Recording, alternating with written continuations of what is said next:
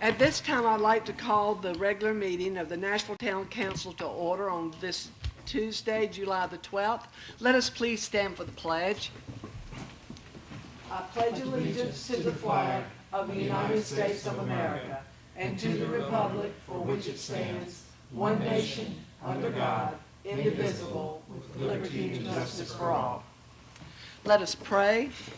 Father, we invite you again into this meeting to lead us and guide us and help us make the right decisions for all of our citizens of Nashville. Amen.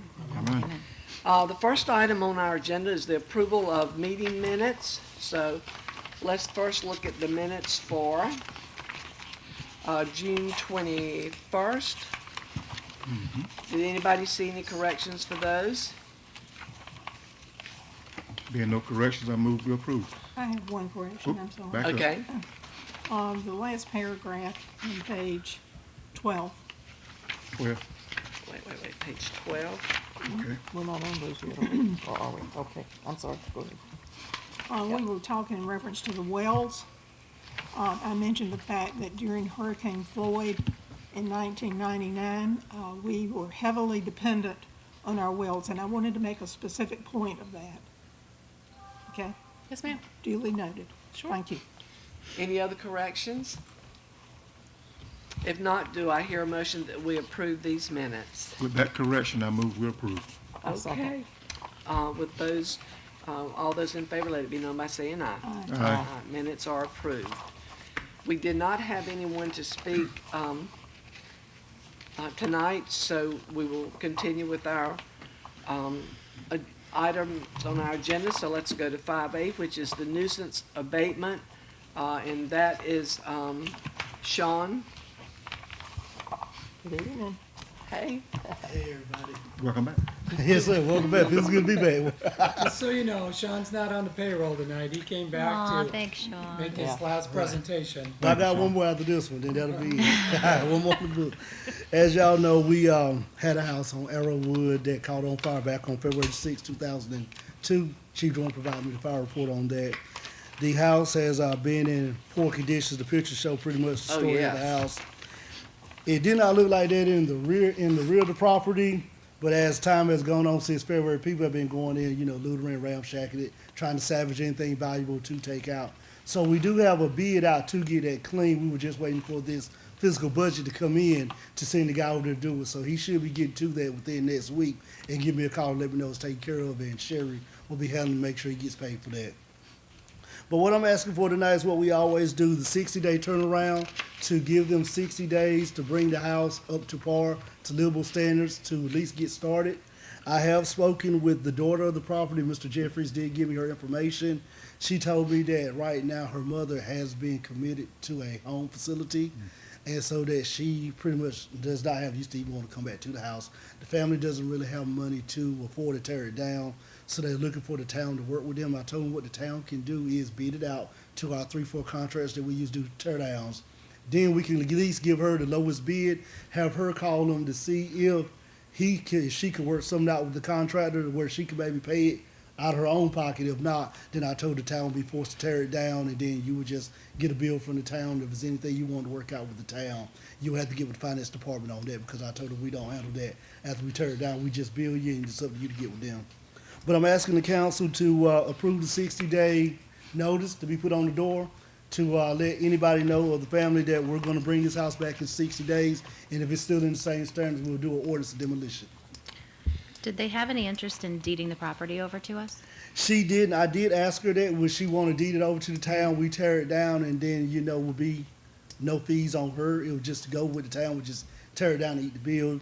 She really didn't want to do that, so I'm really thinking that she's hoping that this bid can come in around ballpark figure $4,000 to $5,000, and maybe she can call the lowest bidder and just say, hey, can I work something out? Can I give you a down payment and do it on a trust that I will pay you every month?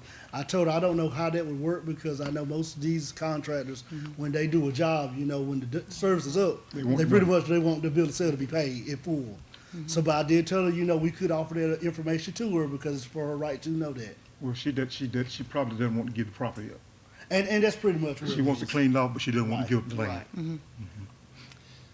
And I can understand that. Yes, sir. I can understand, but do I hear a motion that, to deem the property at 112 Arrowwood Drive as blighted, derelict, and condemn it for demolition according to the standards of the North Carolina Building Inspection, Article 2, Section 6, 36 through 46? So moved. Is there a Second. second? All those in favor, let it be known by saying aye. Aye. And the next one, Sean, is the tax liens. Tax liens, and we'll get that put on the property. If I gotta come by tomorrow afternoon, I'll get it put on the property for you Thank guys. you. The next one is the tax lien. This, over the last year when I was with Nashville, we have tore down 4 properties and an accessory structure. It's been over maybe 6 months to 8 months right now where we've been building, and of course, all mail has come back returned to sender. So I'm asking the council to put liens on these properties and have it go through finance department to handle that, to put liens on. If you just want to look at the figure amount, 125 Circle Drive, we got a total of $4,533.20 in that one from tear downs, newspaper notifications, asbestos test. 328 6th Street, we got over $8,033.20 in that for the same things.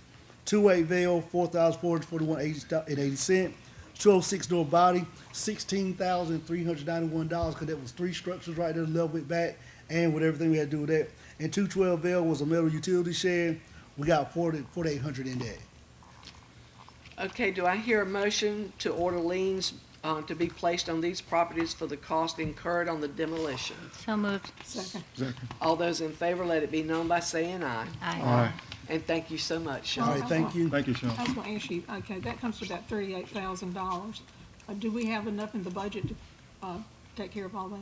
For this one right here that we're getting ready to work on? Yes, ma'am, because we just got a new budget, Ms. Hinton, for $25,000. Okay. So this one should fall in our new fiscal year budget for the one we're Okay, gonna the be others doing. were in last. All those were last year, yes, ma'am. And all the contracts for those have been paid out, and they are satisfied with everything they've been paid. And so now the town's gonna try to recoup what little bit of money we can if the property ever gets sold. 0. Thank you so kindly. No problem. I'll be back in 60 days if they haven't done nothing to do the demolition orders. Okay, All right, good. thank you guys for everything. And if you want- Thank you. and if you want to come back and stay, that'll be fine too. That's right. Hey, anytime y'all need me, like I told you on Friday, anytime any one of you guys need me, don't be afraid to give me a call. I'll be glad to come help. That's what I told Randy and everybody. Give me a call. I'll be glad to come help during the transition phase till we get somebody. And We Sean, since- appreciate your service, Since Sean, you, so since very you, much. since you've been here, Sean, I want to take this time right now to thank you for what you've done. Yes, sir. When you first came to Nashville and started riding around, I got a few phone calls. Who is this guy coming around doing everything? And it kind of got me to start with, but then you've done a great job of cleaning up Thanks, sir. stuff here in town, and I certainly appreciate your service. You I really thank have. y'all for working with me and being supportive of us doing code enforcement and getting the ball going. And like I said, if there's anything you guys need during transition phase, please feel free to get up with Randy or Sherry to give me a call, and I'll be glad to come back and assist to help. Thank you very much. Thank Thank you you. so Thank kindly. you. The next item on our agenda is the adoption of the 2022 Comprehensive Parks and Recreation Master Plan. Coy? Good evening, Mayor and Council. Good evening. In 2021, the town hired McAdams Company to develop a comprehensive parks and recreation master plan for the town.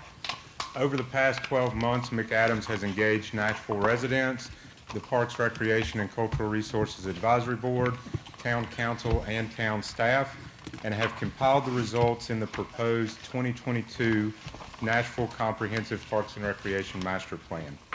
The proposed plan is available online for public inspection and was delivered to council on July 1st. The purpose of the plan is to serve as a roadmap for the Parks, Recreation, and Cultural Resources Department over the next 10 years. Focusing on a 10-year planning horizon, this document will act as a resource for officials and the public alike to understand current park and facility offerings, as well as learn the future direction of the department. The plan will guide improvements surrounding parkland and facilities, recreation programming, operations, and maintenance. Through this plan, the town is proactively ensuring the department's services expand to meet the needs of our current and future residents, as well as elevating the town's position for future grant funds. The Parks, Rec, and Cultural Resources Advisory Board held a called meeting on June 29th and is recommending adoption of this plan. So tonight, we have Rachel Cotter and Jennifer Beadle with McAdams with us tonight.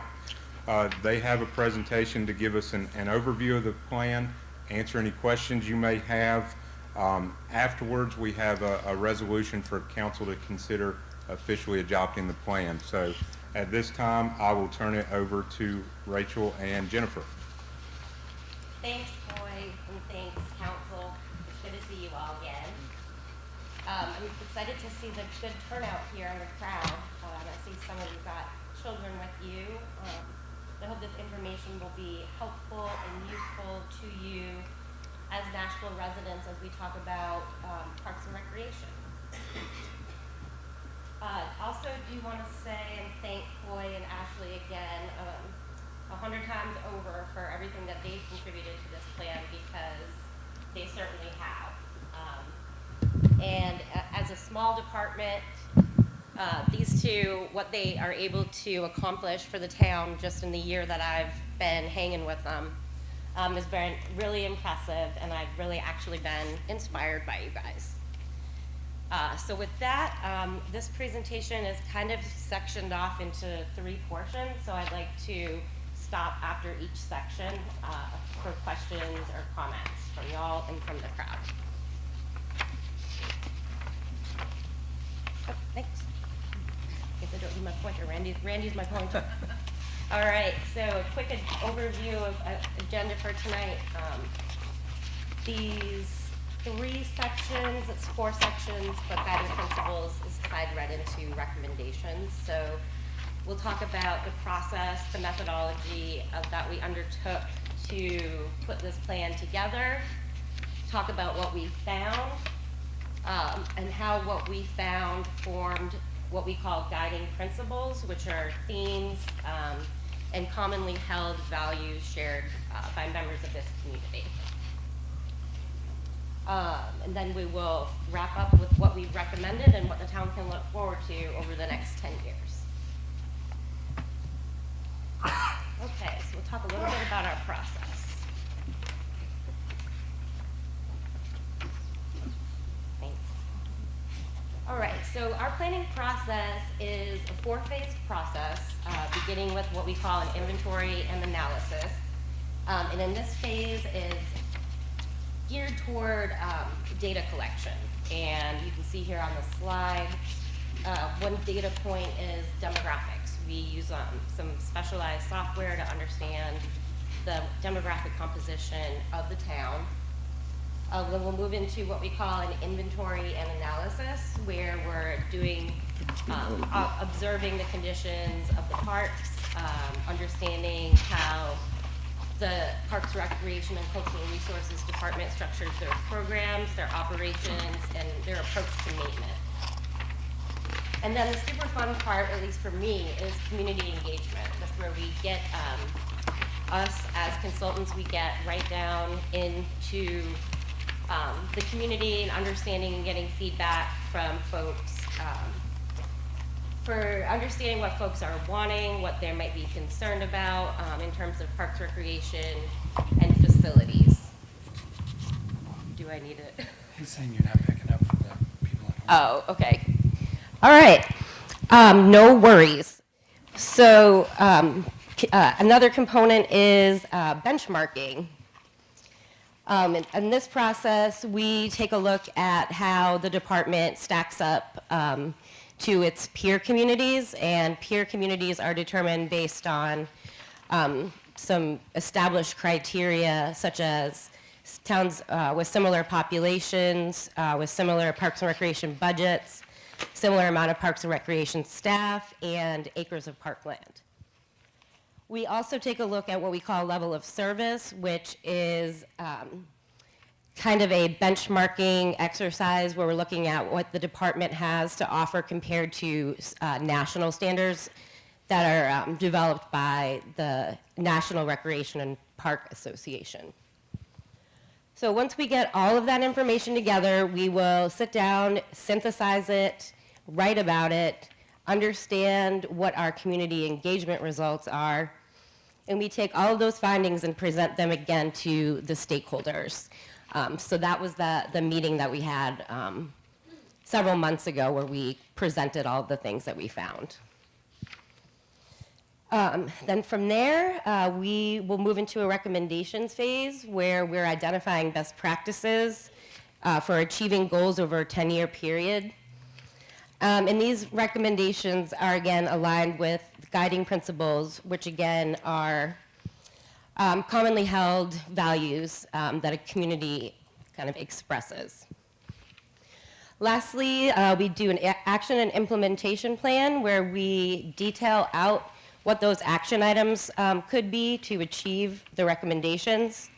They're prioritized as short-term, long-term, medium-term, and ongoing.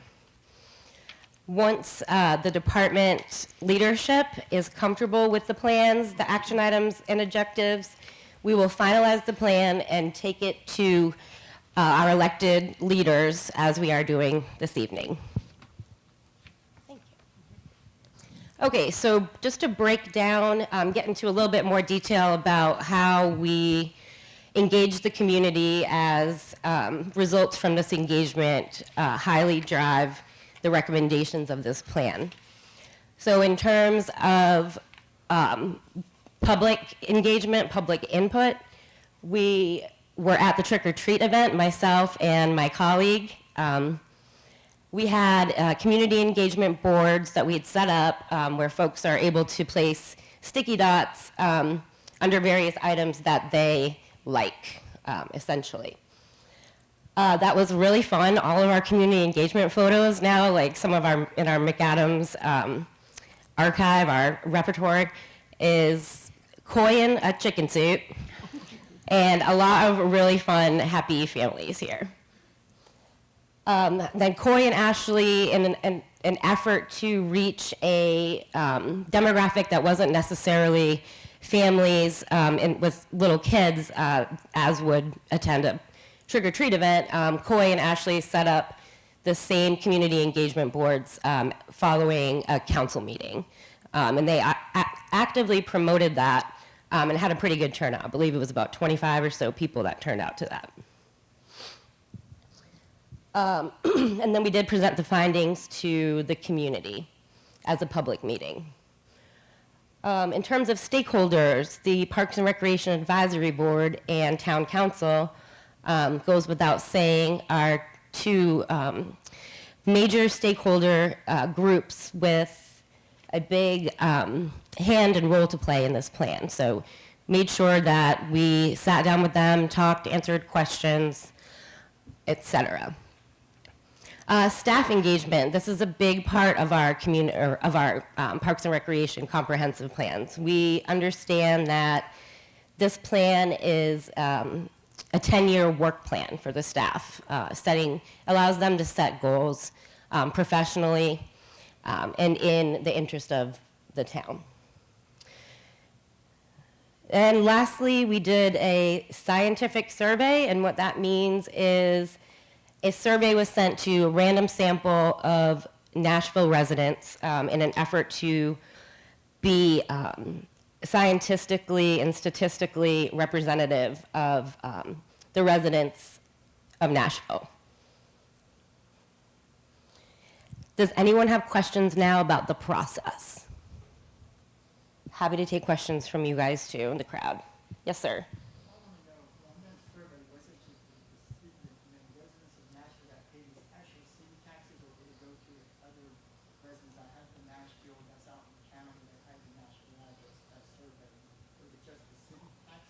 Yes, it was just within the city limits. We used a GIS boundary to eliminate anybody that's not within the city limits.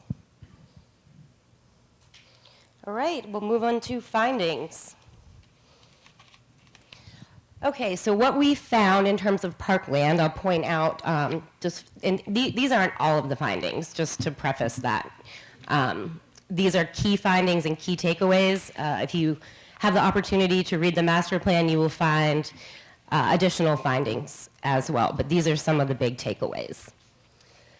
So in terms of parkland, we found that Nashville's parks provide opportunities for self-guided recreation, whether passive or active.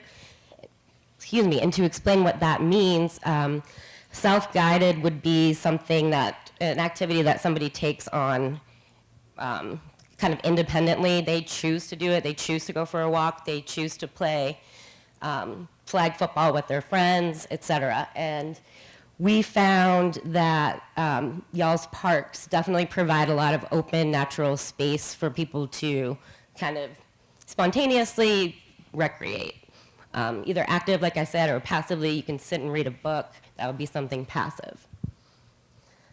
We also found that opportunities exist to improve and update park amenities. An example of some trend facilities that are popular now include water play features, like I'm sure y'all have seen, fountains, splash pads, zip lines, canopy walks, you know, the Ninja Warrior courses, and then playgrounds that are designed for people of all abilities. We found that the primitive, kind of wild nature of Stony Creek, it offers connections to the natural environment, which the department, particularly Ashley, does extremely well with her environmental education programs and outdoor programs. And we found here at Stony Creek that there is, because it is a big property with a lot of natural areas, that people could really take advantage of and enjoy if there was improved wayfinding signage, you know, getting across 58 to the other half of the park that's got all these really cool boardwalks that go up to the county courthouse. So that was something that we observed. We also saw that, and I know it's awesome, that Nashville was able to acquire some indoor space and start programming. But we did find that in conversations with staff that recreation programs are potentially outgrowing the capacity of the existing community center.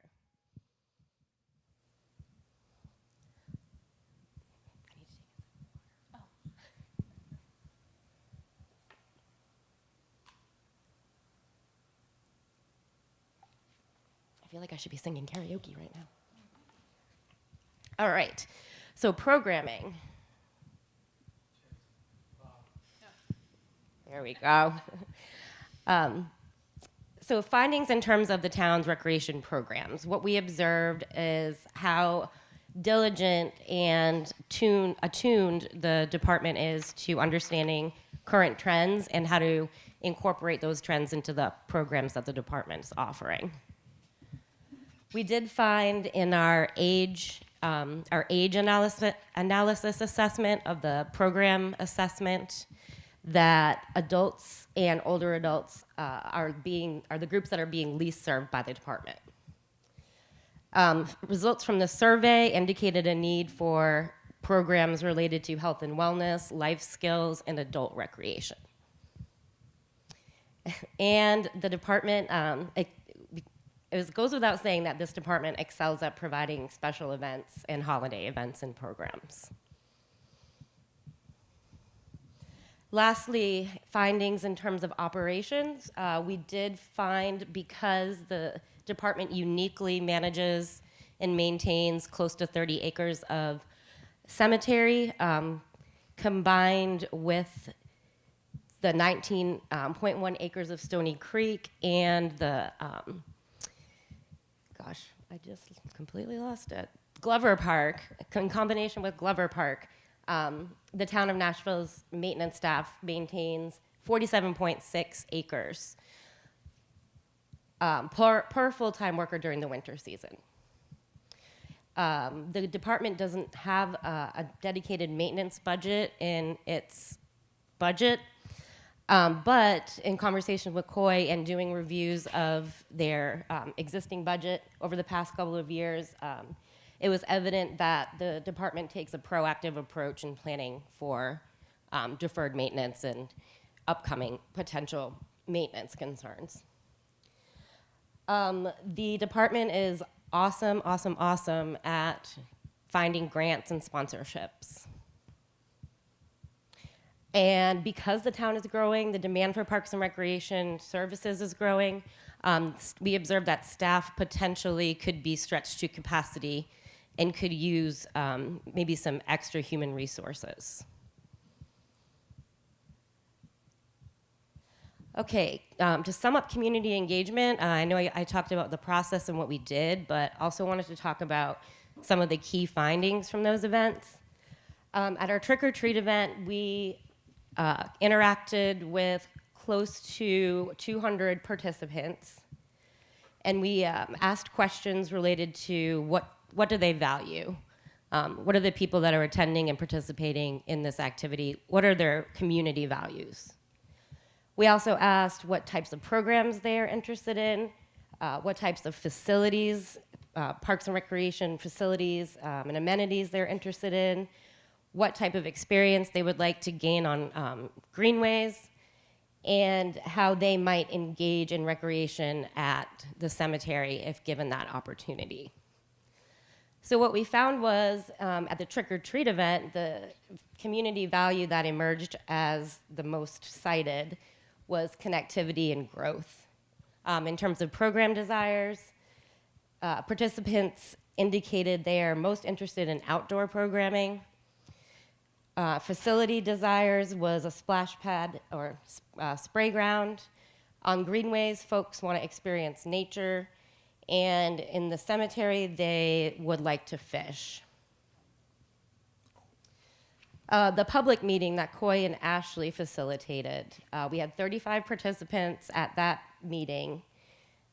And again, community values, this group most valued economic vitality. In terms of programs, they wanted some outdoor adventure. Parks facilities desired, they were looking for paved walking trails. Greenways experience, they would like to walk and jog. And if given the opportunity to participate in recreation at a cemetery, they would like to attend a performance. With the scientific survey, we gathered 225 responses, which is at the level to ensure that it is statistically valid and scientifically represents the makeup of Nashville. So what we found was that half of respondents indicated not using any of the town's parks or amenities. 30% reported a lack of time as a barrier to visiting parks. 40% rely on the town's newsletter for parks and programs information. The farmers market pavilion was a top priority for development for this community. And you guys have done that, and I love seeing the pictures on Facebook, and it looks like everyone's having a really good time. And fitness and wellness programs were the highest in demand. Coy and Ashley also did what we call a public opinion survey, which is just a live link to a questionnaire that anybody can participate in. We had 46 participants in that survey, and they indicated that the majority use parks every couple of months. They believe that parks to be of good quality. The majority who responded have engaged in the department's programs or events, and the greatest participation barrier for them was a lack of information. We engaged with the advisory board, as I mentioned earlier, and some themes that emerged from that, their feelings related to commitment. They understand that how great the staff is and how dedicated they are. Contribution, the advisory board would like to see augmented funding for the department. And community, the board believes that the Parks Department enables connections among citizens. Okay, I'll take this time to stop and have questions. Are there any questions? All right. Okay, so again, I talked about guiding principles. We determine these guiding principles in coordination with the department leadership, with council, with the advisory board, and importantly, with the community members themselves. And this is also in combination with what our findings are from an inventory and analysis, which includes the parks assessments, the program assessments, in coming up with guiding principles. So again, these guiding principles provide the basic framework for the recommendations of this plan. They're grounded in community values and pursued in every aspect of the plan's implementation.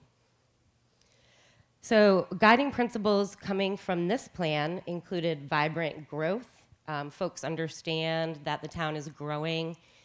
Somebody mentioned, and I quoted, that the desire is for the town to grow in the right direction. So that was captured. Health and wellness based on survey responses and engagement with the community. Fitness and health and wellness emerged as a guiding principle. Partnership, the town has partnered with Nash County, and they've also formed other really good partnerships with both public and private organizations in Nashville. Community connections, we talked about how the department brings people together, and also related this to making physical connections within the community, walkable parks, greenways, and trails. Outdoor engagement, again, as you saw earlier, folks indicated having a strong interest in engaging with the outdoors, and Nashville has the resources, the unique resources to really offer that. And lastly, creating traditions. How could you not understand that we're creating traditions here in Nashville with all the great programs, especially the holiday programs and events that the department offers? All right, so with that in mind, that's more of a qualitative look. What we'll talk about right now is more of the quantitative, scientific aspect to collecting community feedback and understanding the true needs in a community. So with our statistically valid survey, there is a process called the priority investment rating. And this is seen as a tool and an objective one to understand the urgency and the prioritization that should be placed on given needs. And so the tool, it combines and equally weighs measures of the importance residents place on an item. Like they would be asked, how important is soccer, or not soccer, how important is environmental education programs to you? And if they said very important, we combine that with their responses to being asked if their needs are being met in the community. So if their needs for outdoor recreation are not being met, you put the combination of those two together, and that emerges as a high priority. Okay, so with that in mind, in terms of the recreational facilities that emerged as top priorities, we found the Farmers Market Pavilion led the way, followed by greenway trails, a dog park, natural surface trails, and fishing access. And you guys can check off number 1 and number 3 from your list, because these are things that y'all have accomplished the farmers market, getting ready to accomplish the dog park.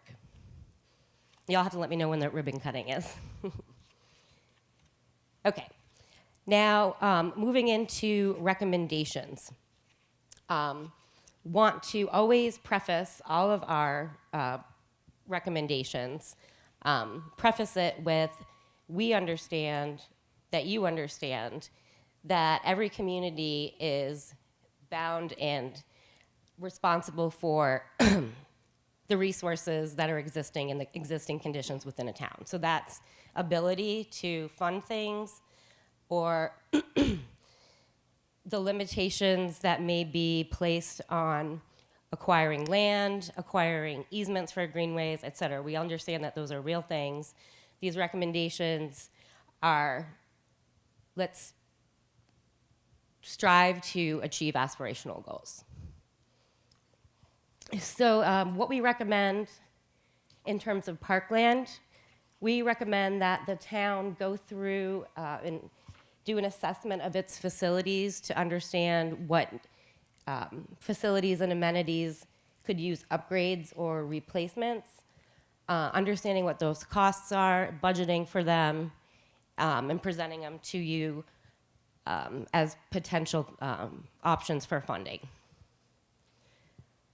We recommend, based on recommended level of service related to national standards, that over the course of 10 years that the town require only up to 30 acres of parkland as the budget allows.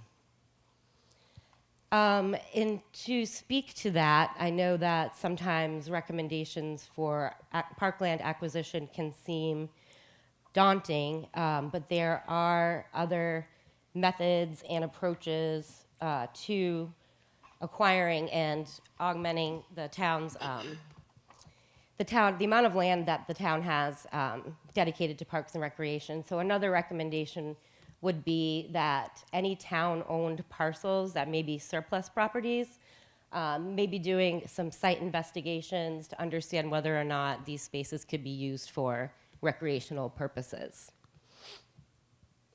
Because trails and greenways were mentioned so frequently through public engagement in their survey results, we recommend that the town invest in a trails and greenways plan to understand where some potential corridors might be for establishing the beginnings of a greenway system. Again, another method of being able to fund some of these things would be fees, developer fees. So we do recommend that the town conduct a fee study so that y'all can accurately understand the documentation needed to justify an understanding of fee schedule. All right. In terms of programs, what we found from our survey, that these are the top 5 recreational programs for prioritization. So again, I mentioned earlier in our findings that we found fitness and wellness, life skills, and active adult programming are potential areas of expansion of the town's programming elements. Outdoor movies and concerts were a priority, and holidays and special events were a priority. And those 2 items you all are doing very well. So in terms of programming, we recommend that, again, to be financially responsible, that the department just develop a cost recovery and pricing policy to direct the staff in setting and understanding what the appropriate amount is to charge people for participating in these programs. Because a finding was that indoor programming are becoming more and more popular, the programs that the department offers have been extremely popular, anything from karate to self-defense to line dancing. These are all activities that the department could potentially expand and could start moving into offering these other program areas that they don't necessarily address right now, like life skills and active adult programming. So with that in mind, we recommend that the town either acquire or construct a new indoor facility to support those high priority programs. We also recommend, because it seems, based on staff feedback and community feedback, that the Nashville-Nash County interlocal agreement is working well, so we recommend that that be extended throughout the lifespan of this parks plan, which is 10 years, or a period of no fewer than 5 years. And we've got Nash Arts Council right across the street, basically, from the community center. So a recommendation of ours was, in order to expand cultural and arts programs, that we recommend starting a discussion and kind of meeting of the minds between the department and Nash Arts. All right, I know this is tough to see for some of you, but what this is a graphic that points out some more results of the scientific survey. And these results are geared toward how the department would potentially operate in terms of operating and enhancing operations over the next 10 years. So what we found is nearly 90% of respondents believe that public parks add to the quality of life in Nashville. With that in mind, barriers to participating in parks and recreation programs was that folks don't have enough time. We got some busy people. They're unaware of the offerings, or they're not interested in the offerings. Lastly, communication. How do people learn about what the department has to offer? So the majority indicated that they rely on the town's newsletter, again, for information about parks and recreation, followed by social media.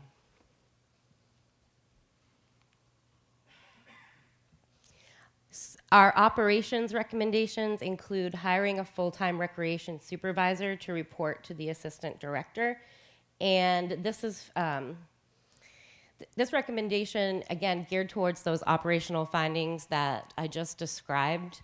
Having an additional full-time person to do more of the programming and maybe be a lead in terms of marketing and communications. If folks don't know what's going on in town, it would behoove the department and the town citizens to have an extra, or not an extra, but to have an appropriate level of staff to be able to accomplish those things. I had the privilege of sitting down with the department's part-time staff. They were very young, so after some prodding, I ended up having a really good conversation with these guys. They work really hard, so we recommend continuing to retain staff like them.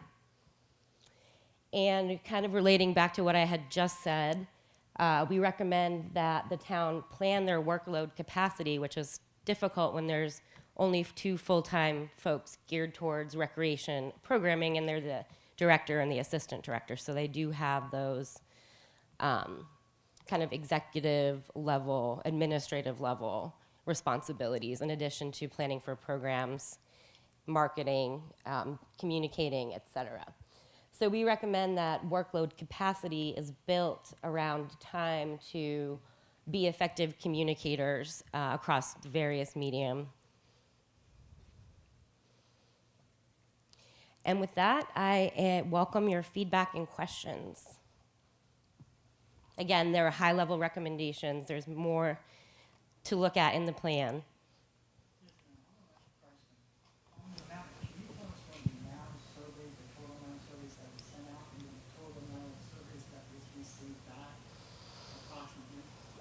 That is a good question. I don't have right offhand how many questionnaires were distributed, but typically the survey company that we work with will send out and remind folks who have been sent the survey, however many they've been distributed, to take the survey with the goal of collecting enough surveys, like I had discussed earlier, enough surveys to render the feedback and results scientifically valid. Does that make sense?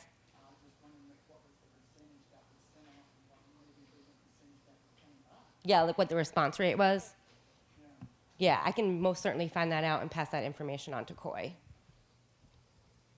Yes, ma'am. Did the new survey that just came out the last couple of days on Facebook have anything to do with this, or is that something completely different? Yeah, I know y'all are doing your bike ped plan right now too, so no, those are 2 separate efforts. Excuse me. My understanding is that 2,284 surveys were sent out and that 225 came back. Okay, That's the information that I have, okay, which is about 10%. that's correct.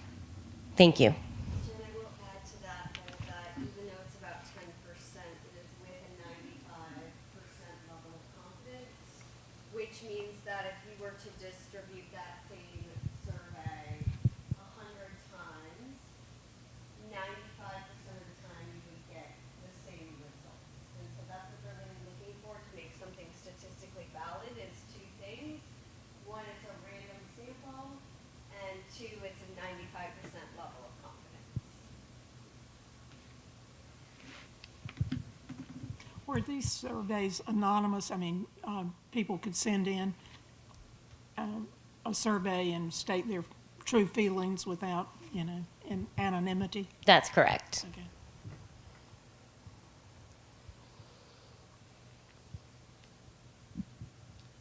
Any other questions? Well, again, it's been a pleasure. I've really enjoyed working with everybody, Coy, Ashley, Randy, council. It's been great. I appreciate it. And we appreciate all that you've done for us. It's been a pleasure working with you also.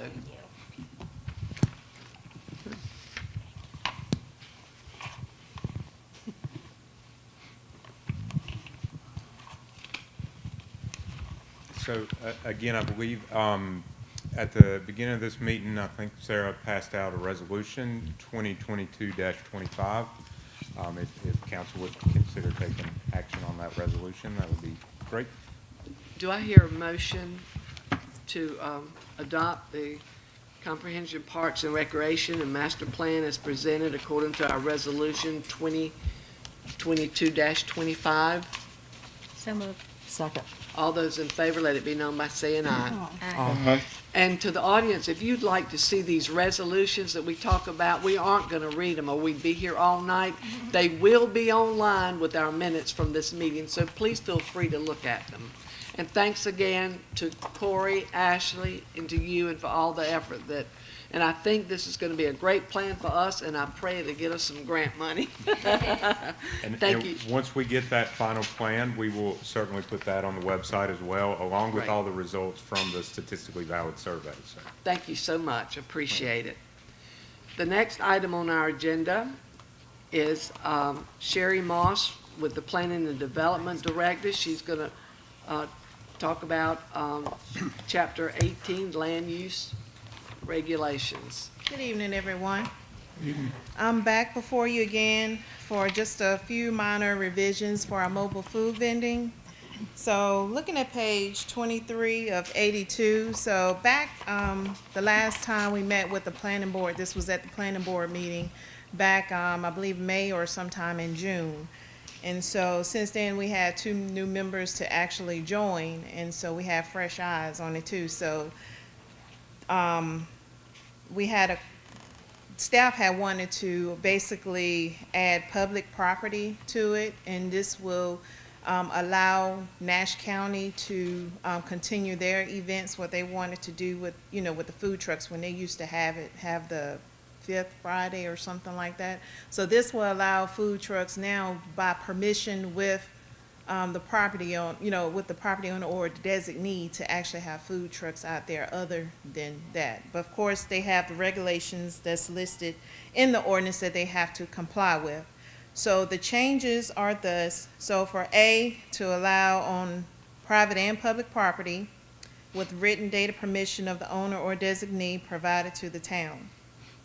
And if going further down, so I was the exemption for a festival or other events approved by town council.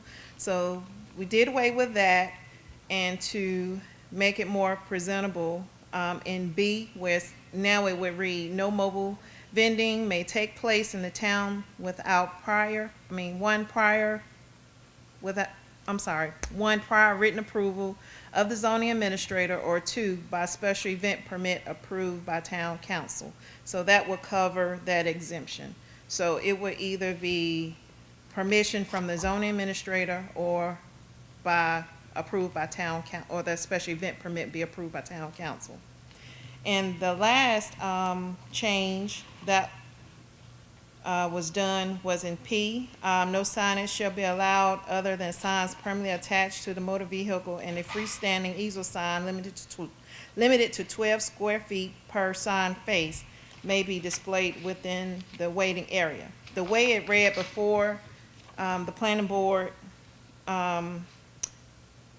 stated that it really didn't make sense, because in the first sentence, it said no signage allowed other than signs permanently attached to a motor vehicle, whereas in the second sentence, it's saying that you can have a sign. So they wanted to clean that up so it can read like it is now, to add, stating that other signage other than what's attached to the vehicle, that you can do a freestanding sign that's limited to 12 square feet of sign face.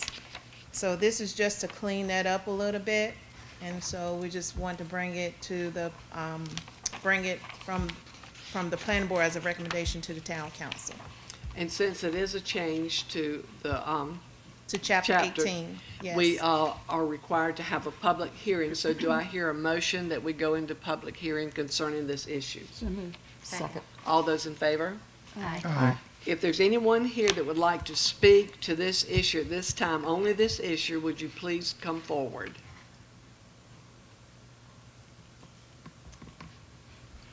If not, do I hear a motion to close this public hearing? Move to close the public hearing. Second. All those in favor? Aye. Thank you so much, Sherry. Thank you. And so at this time, do I hear a motion to approve the ordinance 2022-04, a text amendment to the town's mobile food vending ordinance as recommended by the planning staff and planning board? I move to approve. Second. All those in favor, let it be known by saying aye. Aye. Aye. Thank you so much. Thank you. Thank you, Sherry. The next item on our agenda is the annexation of the Nashville Junction property into the Nashville Downtown Revitalization Municipal Service District. Randy? Thank you, Mayor. So we have received an application from Michael Hurt, who owns the Nashville Junction, to have that property annexed into our MSD, our Downtown Municipal Service District. And if you recall, you know, the town created that MSD district in 2016, and state statute affords that it can be expanded or reduced through a process, and that process is annexation or de-annexation. So, but before any property can be added to it, the area to be annexed must be contiguous, which his property is, the junction property is. The area to be annexed requires the services of the district. Now, the services of the district are, you know, the extra marketing that goes along with it, and the projects and various things that we try and do with that 10 cent per 100 additional tax that those properties are subject to. And then receipt of an annexation petition by the property owner and a public hearing on the matter. So we have Michael's annexation petition. If you're inclined to add his property to the MSD, we just need to a motion and a second to go forward with the process. And it'll be similar to a regular annexation where there'll be some sufficiency investigation brought back. We'll schedule the public hearing for it, hold the public hearing, and upon conclusion of all that, then that property can be annexed. Now, the only contingency or the only other thing is it wouldn't be effective until July 1 of 2023. The law says anytime you add real estate or land to the MSD, it doesn't become effective until the following fiscal year. So that's so that the additional tax can be placed upon it Right. without creating problems. Right. Thank you, Randy. So Do I- what the area looks like by the map, which is in the packet and up here on the screen, is the yellow is the current district for the MSD district, and the red is what would be added. Do I hear a motion to continue with the process of annexing the Nashville Junction property into the Nashville Downtown Municipal Service District? So moved. Second. All those in favor, let it be known by saying aye. Aye. Aye. So continue with the process. The next item on our agenda is the sponsorship opportunities with the Town of Nashville's Parks, Recreation, and Cultural Resource Department. Corey? This is the last time you hear from me tonight, I That's promise. okay, we like hearing from you. The PRCR department would like to seek sponsorships from local businesses to support programs in park development. Sponsorships are a great way for local businesses to show their support of the community and for us to continue providing programs and events at little to no cost to Nashville residents. So Ashley and I have put together a list of potential sponsorship opportunities for fiscal year '23, and those were attached in your packet. These include a tiered sponsorship to support construction and maintenance of the dog park, season sponsors for the 2023 Nashville Farmers Market season, and sponsors to support the drive-in movie series and the Music in the Park series. So we're just requesting permission from council to seek those sponsorships.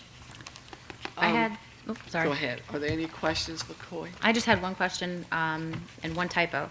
So I noticed in here that it is all businesses, and I was wondering if, especially for the Bark Park, if we would do individuals as well, if that's something that's possible. Absolutely. If there were any individuals interested in sponsoring, we would definitely accept those as well. And on that tiered sponsorship for the Nashville Bark Park or Dog Park, at the canine community level, that was one that we wanted individuals to be able to, if they would like to do that in memory of or in honor of a pet, you know, we would certainly accept those donations and sponsorship. Okay, yeah, so I would just do individuals too, and so like it wouldn't be a logo, but they could come up with something that, you know, honors whatever it is that they're doing it for. And then just in the movie series, it looks like it says something about a launch of an album. Yes, that is a typo. Okay. That one should read under the drive-in movie series. What they would get for that sponsorship is a business logo on promotional materials, social media acknowledgement, and business info on pre-movie slideshow. Do I hear a motion to receive this from Cory for the council to have sponsors for these activities? So moved. Is there a second? All those in favor, let it be known by saying aye. Aye. All right. Thank you so much. I think that's a great idea. Coy, I have one question. What's the progress on the dog park? Yes, ma'am. So we have the fencing installed. We're currently waiting for a couple more quotes to get the concrete for the sidewalk and the entrance area there. And we're still doing a little bit of site prep. So we're dragging some of the trees out, mulching those up into that area. The last thing we need to do, or the next step, would be ordering our signage with our dog park rules, all that information on there. As you know, the TDA funds, we were not eligible to use those until after July 1. So we will request those funds and then order our park amenities and get those installed. So looking at sometime in the fall of this year, hopefully to get that opened up. Good. Good. The next item on our agenda is the purchase of an excavator, attachments, and transport trailer. Taylor Joyner.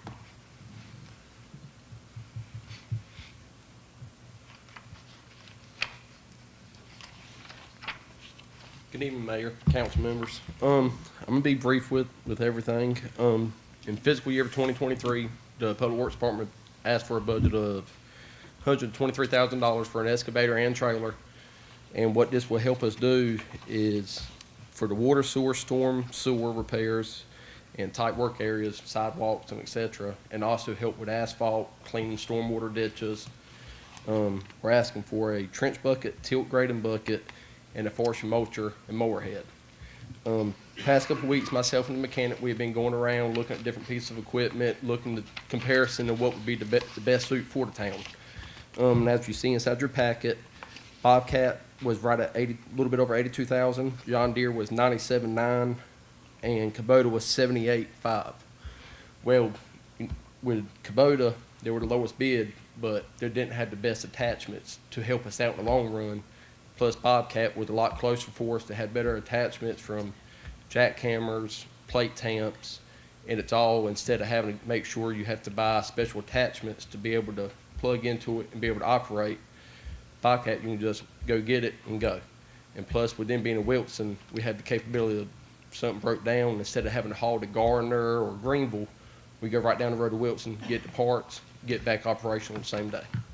So more or less what we're asking for is if we can go with the purchase of the Bobcat E42 instead of going with the Kubota, even since they are the lowest bid, but we're asking to see if we can go with the middle bid. Is there any discussion, council? Taylor, is the trailer included with that? No, ma'am. No, ma'am, it is not. We have looked at trailer prices. They're looking around 10 to 12, give or take, for that trailer to be able to haul this piece of equipment. Okay, so that'll come to us later. Yes, ma'am. Now, we do have something very similar to this already, right? It's a lot smaller. It's a lot smaller than Yes, this? sir. Yes, Okay. sir. But we do have one. Yes, sir. Okay. Do I hear a motion to approve the purchase of the Bobcat E42? So moved. Second. All those in favor, let it be known by saying aye. Aye. And thank you so much, Taylor, for your Thank work, y'all. finding what will help you do your job the best. Thank you ma'am. so Thank y'all. much. The next item on our agenda is the personnel policy updates and recommendations. Matthew?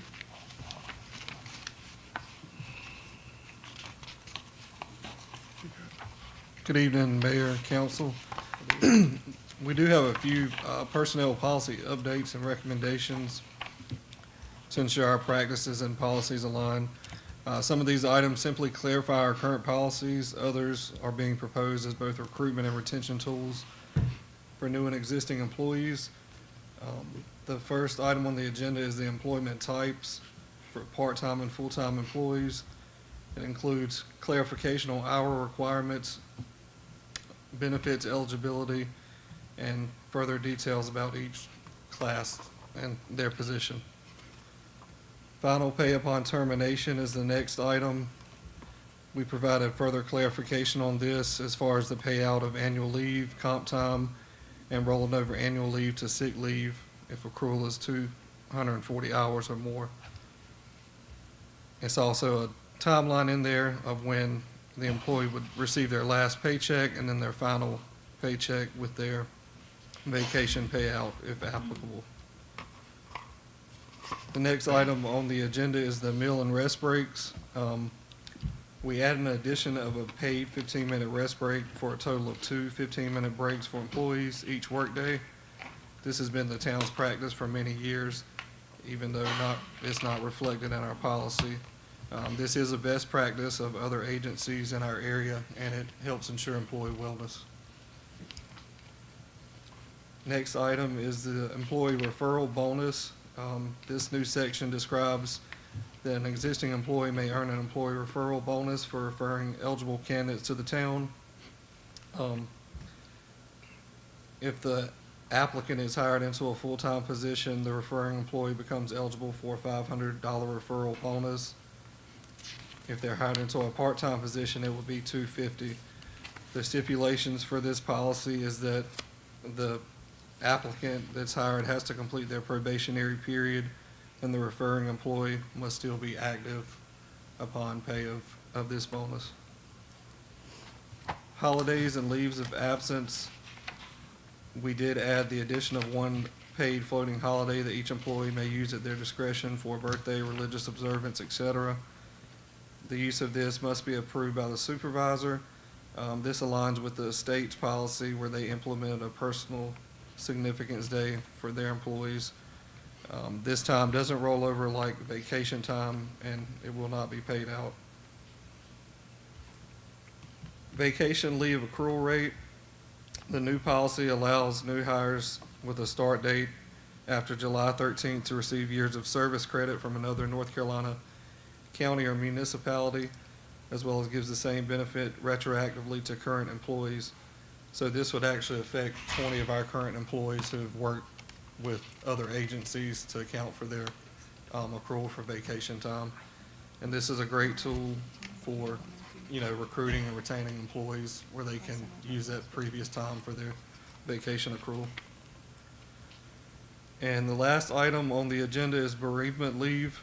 We did add 3 days of paid bereavement leave. Currently, that time comes out of an employee's sick time, but we moved that in a separate category if, they need bereavement leave where it won't affect their sick time. I believe that's it. If the policies are approved, it would go into effect tomorrow. Any questions for Matthew concerning this from the council? Matthew, have you just been cleaning up what, the personnel policy? Is that, I've been looking at some changes, and I made a couple adjustments. Some of these Lou had already done before she left. If you're on a holiday leave after that floating day, is that what the state has approved for the Juneteenth holiday? Because most, Juneteenth is, everybody, excuse me, that as the floating holiday. Excuse me. I'm not sure about the state if they have a separate day for that. I know Rocky Mount has a paid holiday for Juneteenth. Okay. but our employees could use that personal significance. Right. Or floating holiday for Juneteenth. Any other questions? Yes, I have a question, Matthew. Really more, not specifically about these, but related to compensatory time.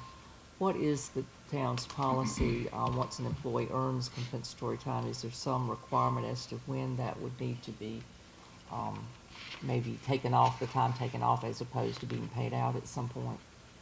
So we only pay out non-exempt employees who, like if they were to leave whatever comp time they have, we would have to pay that out.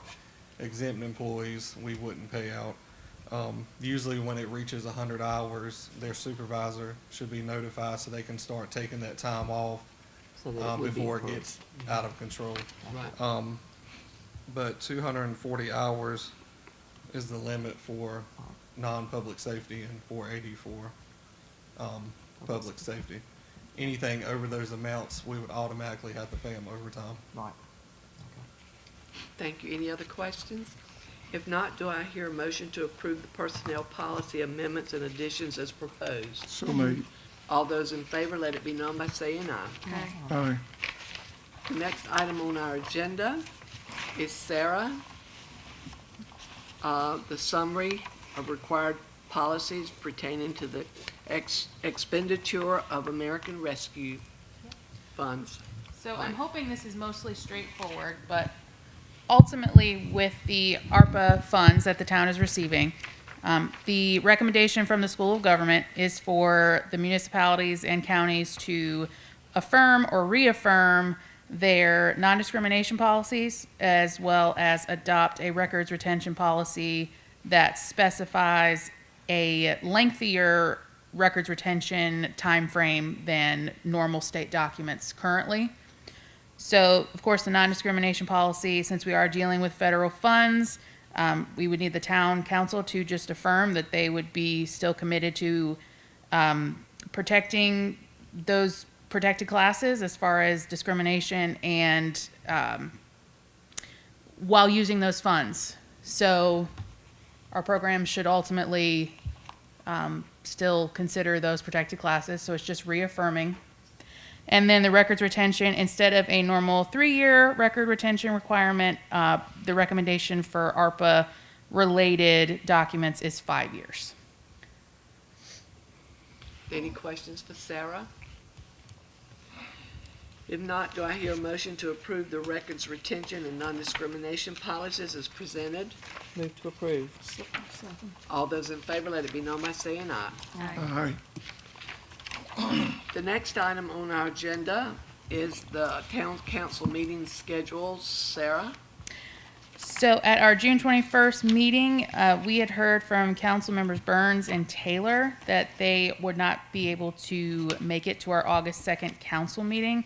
So of course, the council has the ability to either reschedule the August 2nd meeting, either continue it as normal, just with 3, or any other arrangements to reschedule or cancel, however the council would like to proceed.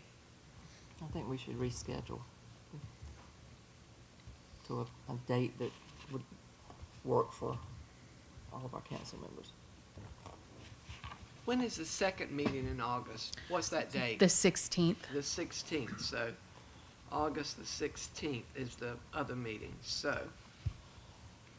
Do we have pressing work to do that would cause us to need to have a meeting? That was my question. Not that we know of at this time. Not at this time, So the 16th might be adequate. And it's right smack in the middle of the month. That's what I was thinking. Yeah. I would say just combine everything to the 16th meeting. Okay. Do I hear a motion to that effect? So move. Is there a second? Second. So we will have one meeting in August, and that will be August the 16th. Okay.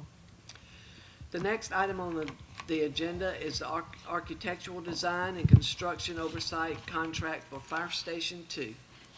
We'll turn it over to Mr. Randy, the Thank you, town Mayor. manager. As you know, we're going forward with Fire Station 2. What we had gotten as an earmark through Congressman Butterfield's office for $1.33 million for Fire Station 2, we were very excited about. Then we learned there may be some contingencies with that it would be a loan and not a grant. That has been resolved. It is going to be a grant. So staff went ahead and we sent out requests for statements of qualifications for architects within a 60-mile radius around Nashville. We sent out 10 of those. We got 2 of those back. The fire chief and I went through those. Both of those firms are from Rocky Mount, and both are very qualified for fire stations and have done a number of them. Again, scoring those and going through that scoring process, we've selected Oakley Collier Architects from Rocky Mount. The next part of that process then is to ask them for a contract for their fees to design and oversee construction of the fire station. So the fire chief and I had an opportunity to meet with Tim Oakley and Ms. Collier here not too long ago, told them of our needs, our budget, and asked them to put forth a contract for that. So we do have with us tonight Hannah Collier with Oakley Collier, and if you wouldn't mind coming to the podium, and she's going to walk you through the proposal that they have given us on the fire station. Good evening. Thank you for a great session on the Parks and Rec. I'm excited about that from being a Nashville citizen. But I'd like to share with you tonight what we proposed for the fire station. When we met with Randy and Chief Joyner about the needs, we reviewed the RFQ, submitted for that, then sat down and discussed the specific needs for the fire station. We became a little concerned on just making things align in the needs and the budget at this point. And so what I would propose or have proposed to you all is to let us develop a schematic set of plans that includes design for architecture, some engineering rationale and systems in there, and some costing for budgeting. As we all know, the last few years have been pretty up and down in the construction market. We do feel it's getting better. I'm still not completely comfortable with what your budget says and the size that we are looking at right now. And for us to do the schematic allows us to to talk more in depth with the chief and look at the components that really need to be there to right size the station, as well as review the budget and then bring something back to you for approval. So what we proposed was a fee of $48,000 to do schematic design to the extent of preparing floor plans, site plans, elevations for schematic purposes, along with costing and some engineering rationale. That cost, if you decide to move forward, would all apply to a lump sum fee that we'd negotiate at that time. So I'd be happy to answer questions. Any questions from the council? My concern is it's really open-ended the way we have it. We had earmarked 2.3 million for this project, and I just see it ballooning. So we could design and build a $2.3 million fire station. It just might not be the size that's needed to do the right services. So that's just where I've talked with some contractors in preparing this about current market costs of other fire stations that are in construction right now. And so with the budget that you have and the size that is on the table right now, that would be about a $200 a square foot fire station. That's pretty low for the current market. So, but I will say there are also some suggestions for things, construction materials and things like that, that could fall in line with that. So I understand your concern there. We would work really hard not, to spend as little money as possible. But we wouldn't go further than the design with materials identified, a structure identified, the site, what we know what the site may do, and parking and all of that, with a cost before we'd bring it back to you to discuss that at that time. So. We want to make sure that it's the right fire station for that area. Correct, You know, correct. one that will do the job and take care of the citizens out there. Right, not just for the next couple of years, but For a many years long to time. come. Right. That's exactly what the chief said, so we want to make sure we do that too, and, Yeah. you know, work through those processes. So do I hear a motion that we, let her proceed with that? I Move move to it. approve the contract. Second. All those in favor, let it be known by saying aye. Aye. We're gonna have us a great fire station. Thank you. Thank you. Thank you very much. The next item on our agenda is, the Golden Leaf Foundation site. Randy? Yes, so, as you know, the town's been awarded $188,000 from the site grant program of the Golden Leaf Foundation, and that's gonna help us, clear the stumps and level out our 12 acres on Industrial Court. And, attached to this agenda report is that actual grant agreement. Once approved by the council, we can go ahead and begin that project.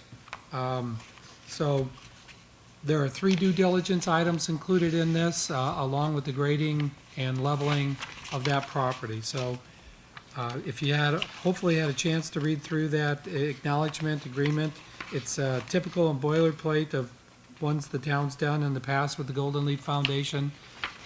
And the performance, obviously, we have to spend the money on grubbing and clearing and doing the due diligence items on those 12 acres.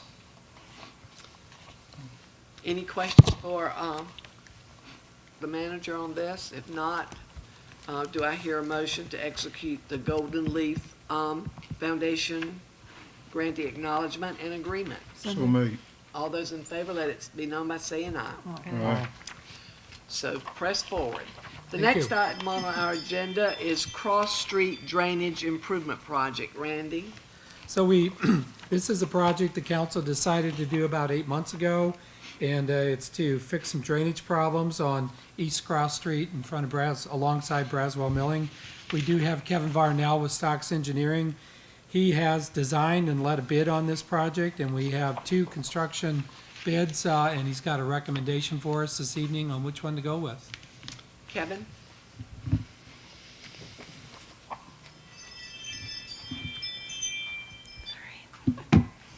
Good evening, Mayor, council members.